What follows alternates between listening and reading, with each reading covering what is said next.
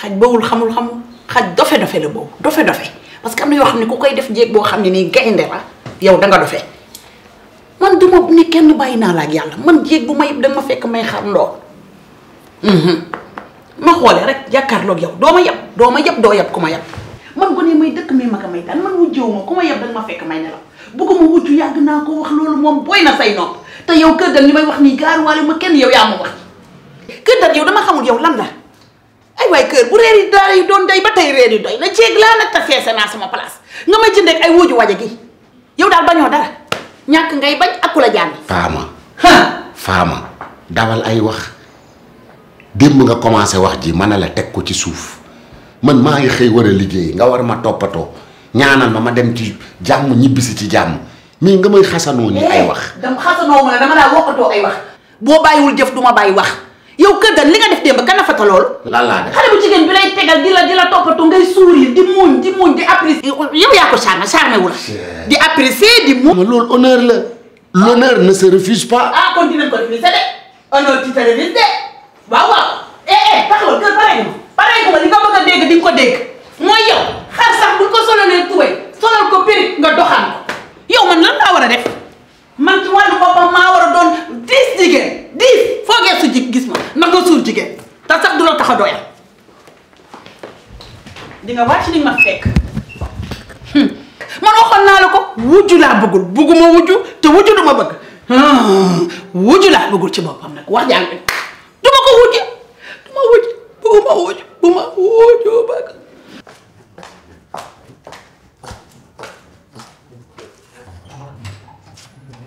Bonjour. Bonjour madame.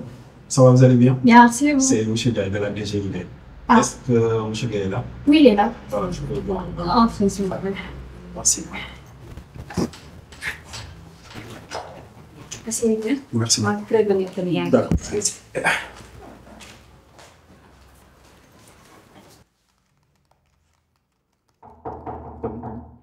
Oui.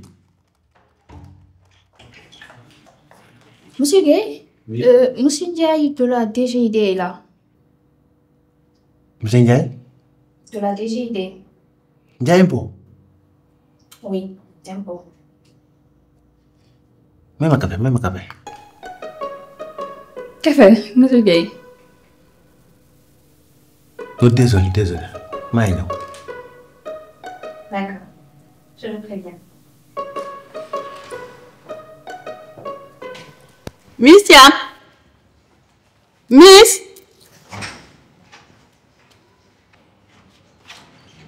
maa jàmm. Miss Ka du jàmm moom du jàmm ñoo nga toog ni ma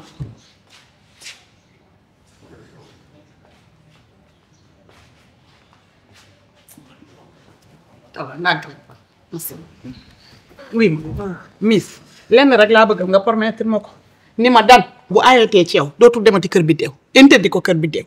et je peux savoir le pourquoi balaa may accepter kay ma xam lan moo tax. waaw raison yi mooy Miss man lii may def yëpp boole la ci rek man maag dan la woon kese boo ma koo kenn. ok. démb dana nga woon ko ñoom bi deew fan yëpp gis nga ni mu fay duggee ko génne lu xus bu rek di jaabante. yaa ngi suras am na looy ñuul ca soow ma. bi deew moo am benn cousine am xaw ma fu mu jugee ñag la. naka la ñëw dan bi mu nee tegg bëtam ci xale boobu la àddunaam yàqu. dama toog fii am lu ma dee ni ma demal kër bi deew. fekk tàggu na ma dem. mook sama yaay. ma topp ca. naka laa exis bett leen.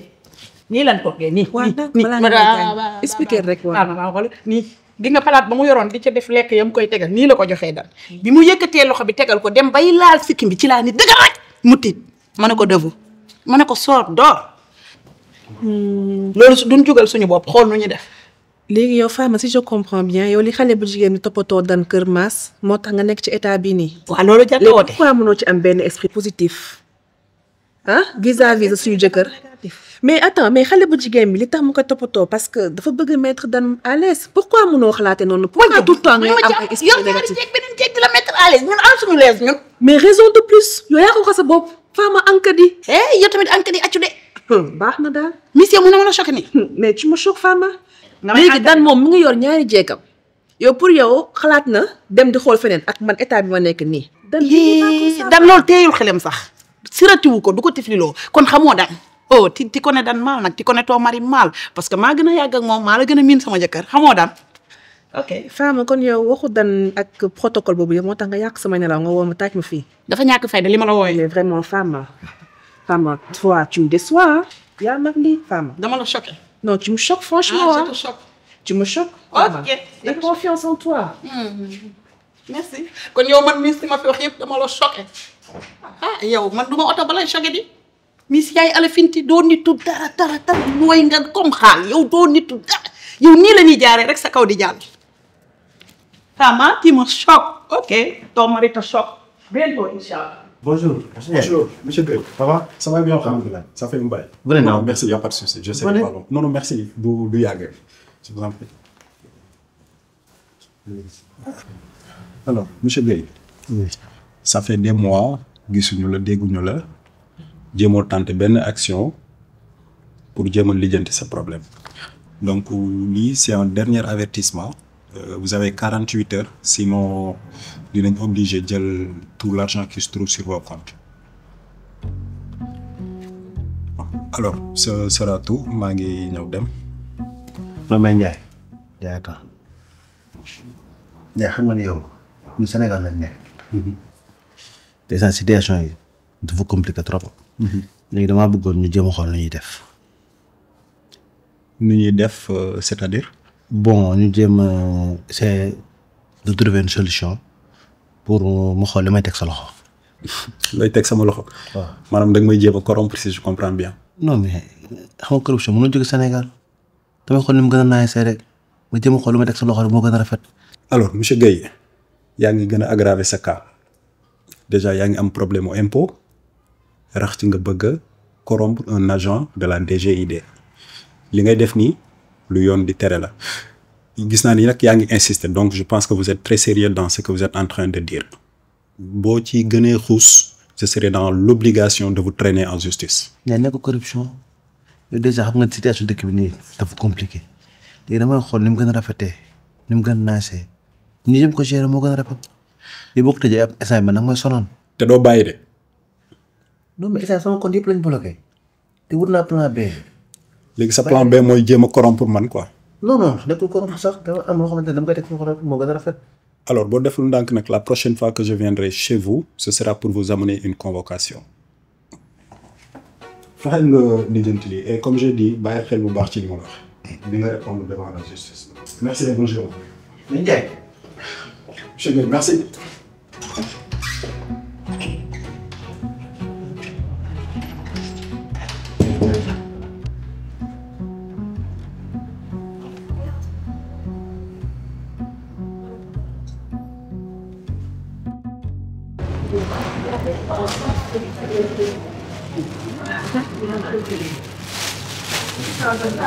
J'en prends combien? 2? Je vais aussi prendre des choux.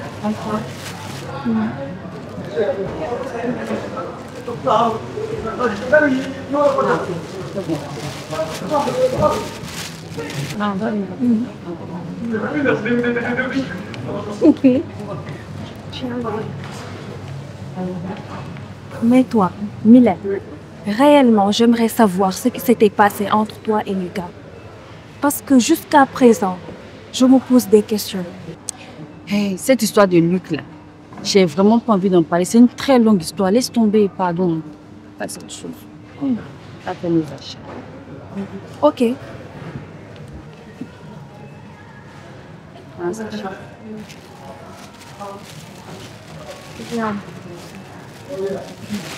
Sincèrement, affaire de restaurant là, j'y tiens vraiment. Hein? Regarde, même les prix sont abordables. Regarde tout ça. Hein? Je veux vraiment. Tu vois, ne t'inquiète même pas. On va le faire. C'est promis. Tu me crois pas? Non, si tu as dit, tu vas faire. Ah. Ok. On va aller de l'autre côté. Ton café préféré. Hein? Vidéo, c'est ça, hein? Ça va bien, ça va. Ça va. Ça bien. Ça va. Ça fait l'occasion. Tu es toute belle. Merci. Comme d'habitude. Naka koor gi. avec qui au moins, c'est possible.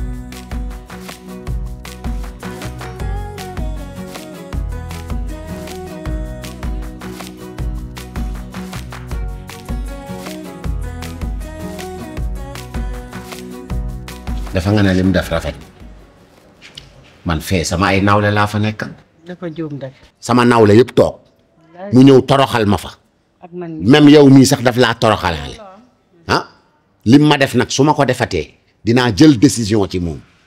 ëpp naa def yow waxal ak man rek. dinaa jël décision ci moom anamu mi ngi ci biir di la dégg. Fama. Caam. ah dégg nga Caam la wuyoo di. Caam sax lii muy wax da koo gën. gamut li muy wax de. yéen laay dégg. Fama xam nga ne nekkoo ci benn dëkk waxuma sa jëkkër mais joxoo ñu cër ñun ak ñoo toroxal li nga def nii yàqaloon de sa bopp ngay yàqal ndax yow la ñuy yóbbu yow pour lan nga fekk fa ay nit réagir noonu. dama bëgg ngeen bàyyi ma bu ma kenn woowati réunion de famille li ma defoon démb si c'était à refaire je veux la faire. dégg nga ko. ok. man daal mère li ma lay wax naa la ko dégg na ko yow tamit dégg nga ko lim may def lim ma def nii su ma ko defaatee ma may ko baatam. daa def loolu kenn du ko kafe de. loolu kenn du ko kafe de. kafuma de mère kafuma de. sama dëgg laa ko wax. yow fii laa la fas yow doo koy fase yow fi ma lay yóbbu ngay tëb di dal doo ko nettali sa noonu. ci sangoog diw ak suuraay ca fa nga ko teg. yow sa sëriñ ci nawetaan nga ko teg. sa sëriñ ci sundu fa nga ko teg. yow seetaan la yow kii. ci sundu fa nga ko teg. bu ko wuyu. yow li ngay wax nii ci sundu fa nga ko teg. bu ko wuyu yow bu ko wuyu. doo fase yow wuyu doo ko wax. waaye yow xam nga yow est-ce que xam nga sa yaay may na la chance. billaay jërëjëf. yow sa yaay may na la chance. bu ko fase.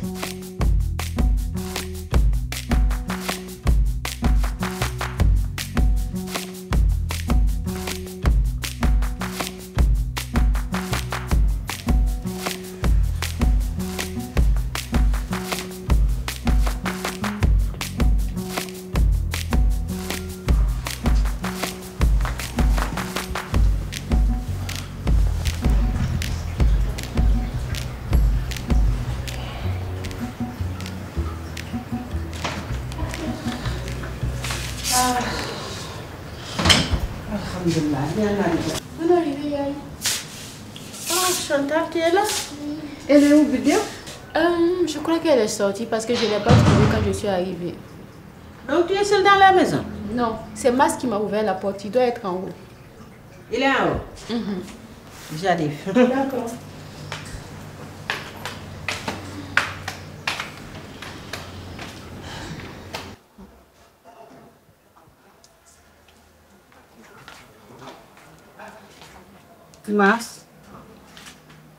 Mas nooy sa ngeen lan la. yaa dara dal ma damaa sonn rek. dafa am lay metti. coono la rek coono moo ma jàpp. Mas boo amee problème doo ma ko wax ma xam wala nga am lu lay metti ma xam maa ngi ci kër gi nii nga tëddee nii nga ne yaay coono la. yaay fañ daal dama am ay problème sama liggéeyukaay sama projet yëpp a taxaw saa bi mënuma def dara. Mas xanaa lii waxoo ko Bidew Mas àdduna dangay sóoraale am ak ñàkk te am na foo xam ne boo fa tolloo jabar moo la mën a jàppale Mas Bidew mën na laa dimbali génnee la ci li nga nekk. mais yaay yaa sama joor mu may jàppale. Mas nag bàyyi soutenir kii saay bu ma ko waxee rek nga ne mu ngi lay jàppale bu la doon jàppale di nga am ni problème sa ngeen mii mel ne kuy bëgg a faatu ah pour lan loolu. yaay ma sama joor mooy sama force tey lépp lu ma nekk ni moo ci taxaw bu baax a baax. mooy sa faiblesse mooy sa force mooy sa faiblesse ay ca continuer ci ñii rek saay buñ ko waxee rek nga taxaw ko takk ko rek takk sa ceinture jeere ko.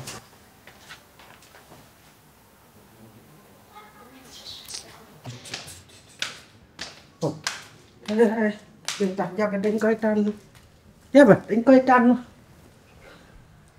yor sa jabar bàyyi ko ci li ko neex nekk ci sa bopp togg yekk kese ci la bokk de waaye dafa des dangay jege sa jëkkër xam li ci xolom waaw waaw man ndey rek laa am naa foo xam ne mënuma faa yegg rôle lu yaay rek laa mën a jouer mais li mën na koo dal gañe na fi ñaari marché la ma ko xoon bu ko déggoon du toll fii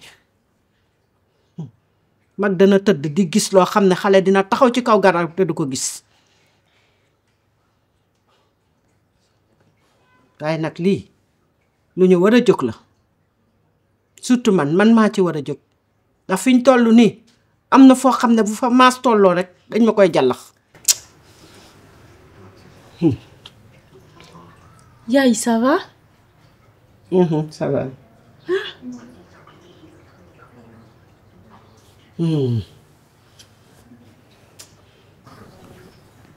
Yaay, est-ce que je peux te poser une question? Vas-y. Tu connais une famille Diouf de Kaolack? Famille Diouf de Kaolack? Oui. Ici, au Sénégal, il y a beaucoup de Diouf de... Mais lui, c'est Pape Diouf. Ah, si, c'est Pape Diouf le chanteur. Non, attends que je vous montre la photo. C'est pas un chanteur, Yaay. C'est lui là. Ça ne me dit rien. Je ne le connais pas. Il te doit de l'argent? Ah non, pas du tout. En fait, c'est juste un ami que j'ai rencontré quand j'étais au Burkina. Et voilà, comme je suis à Dakar, je voulais le rencontrer aussi. Mais appelle-le. J'ai perdu mon téléphone, donc j'ai perdu tous mes contacts. Mais c'est pas grave. Ndaw metti di nga dox ba jam ñaajo te doo gis Pape Diouf. li ma yenu mënuma cee boole loolu day metti ci man.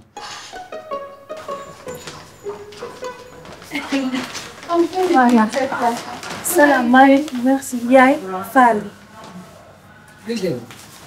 Naam yaay. lii de baax na ndugg mu baax togg joxe ndax nit ñi lekk mais jege sa jëkkër ba xam fii metti nga fajal ko dara gënu ko bu dee xamoo ko moom mu wax la ko ndax fiñ toll nii boo yëgee ba gis ko maasa ngi buntu cimetière yore peelam di xaar ku ko gasal boo toggee ba mu neex sax jox ko góoma ne mën naa wanaasu dëgg la nag yaa ngi togg lu baax lu neex lu sell mais nag dafa am lu des jegeel sa jëkkër xamal li ci xolam yéegal ba xool ko boo yéegee di nga xam li ko metti nga dimbali ma ci dimbali sa bopp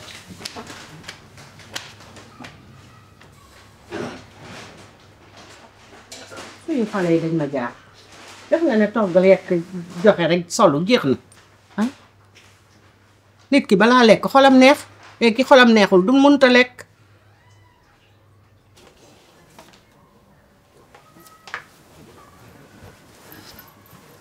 chéri lan la lu xew. sa situation dafa gën a graaw waa impôt ñoo fa ñëwaat ci problème redressement yi mais c'est compliqué. yàlla baax na nañ bàyyi lépp rek ci loxo yàlla. dina baax mais lii si ça continue comme ça loolu dafay compliqué. mais sama xaalis sa xaalis la heure boo ko bëgg a utiliser rek des na ci yow. mon amour loolu lépp xam naa ko xam naa ne sa xaalis ma sama xaalis mais dama xam ne benn loxo rek mënul yor kër day compliqué si ça continue. yàlla baax na. merci encore.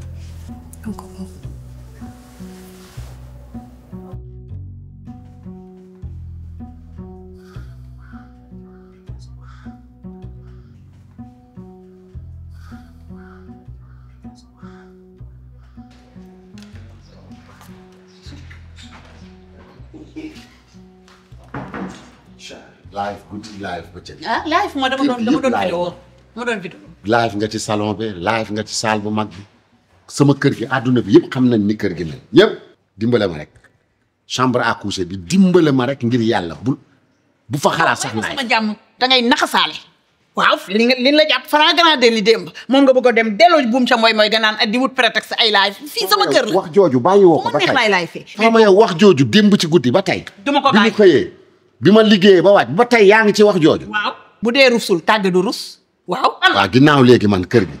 su ma ñëwee du ma fi fekk jàmm du ma fi dégg wax ju neex du ma fi lekk lu neex ma dem defee ji ko fa ma ko mën a amee. kër biddéew laa jëm. nit ki lu mu xool loolu lay gis. kër biddéew laa jëm. neex doo fi dund neex. pour nga bouger tey kon di nga gis sama cité ngoo suba ca. wuy ma yow di nga dog sa koor. dama ne la fa laa jëm. soo génnee kër gi di nga gis sama cité ngoo suba ca yow kattan kéegi kattan. wan ko kër. Dan yow ka foo da ngay dem.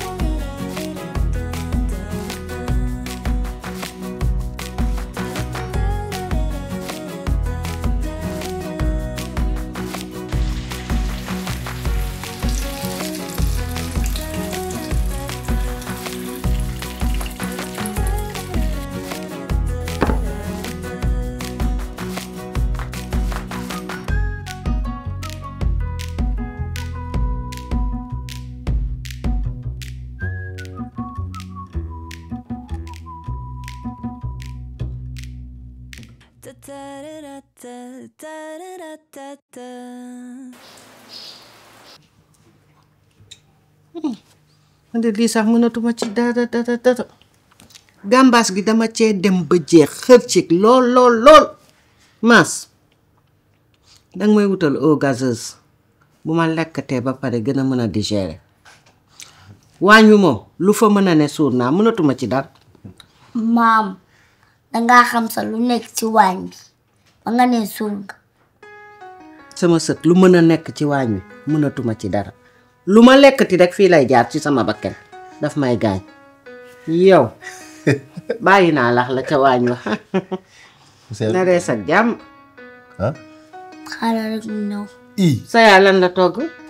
xaaral rek mu ñëw léegi mu ñëw. sama yoon nekkatu ci bu ñëwee xooluma ko. ak Maggi Arôme sa waañ a ngi gën a yànj gën a melax ak yow tamit Maggi Arôme am na ingrédients yi nga sopp yépp cafka gi xeet gu neex gi ak couleur dorée bii ci arôme Maggi ak soble piment vert ak laaj seeni togg gën a tina saf ak bii xeetu arôme bu riche Maggi Arôme mooy seen àndandoo bu gën a wóor ci safal seeni ceeb ak sauce Maggi Arôme roy du nur ak piir ak Maggi Arôme toggal soppi sa dundu.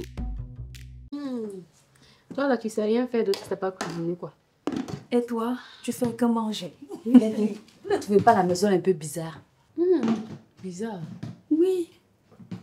La maison est trop calme, il y a quelque chose qui manque. Genre, il y a quelqu'un qui manque. C'est qui? Ne voyez pas de qui il parle.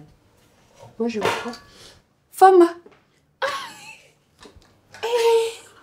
Toi là tu n'aimes pas la paix. Non, mais c'est... Non. On dirait que tu veux créer encore palabre. Je ne sais pas que t'es pas, c'est ma copine. Hein. Ah là, c'est ma meilleure amie. Comme si on avait blanchir du coup là. Toi, tu te lèves ici, tu parles pas comme ça. Tu t'assois pas à côté de mon mari. Hé, parlez doucement. Et puis ça fait quoi? On dirait les cabriments. Ici on est comme cabriments.